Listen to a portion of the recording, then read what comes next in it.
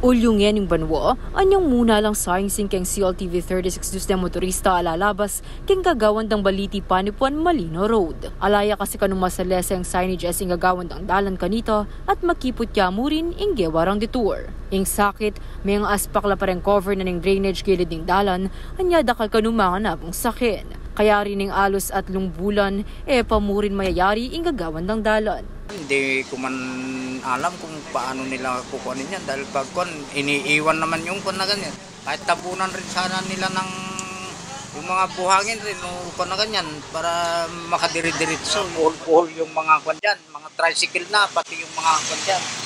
Kaya hindi kami makadiritsong todo. Masanting uling baku-bakula po. Lalo na po tang mumuran mababalao la ring truck. Mureng motoristang daralan ding mga pagamos namong buntuk. Nune pati na rin ding ating kapanintunan keng dane na ning dalan. Sobrang traffic, sobrang hina tuloy ng aming tindahan. Sobrang laki ng naging perwisyo sa amin. Kung dati na meron kaming mga nagdadaanin, may mga pumaparada rito, kung masira yung daan, iniiwasan na ng mga customer namin. Minuna na ng sinabi kanito ng Department of Public Works and Highways at target ding ayari yung proyekto keng Nobyembre. Dapat ding may Mario Kenny, la kumpiyansang may palyari ini. Sa palagay ko, hindi matatapos ng November kasi sa nakikita naming sitwasyon ng paggawa, kasi halos lahat ng nakasimula ang mga ginagawa nila, wala namang katapusan.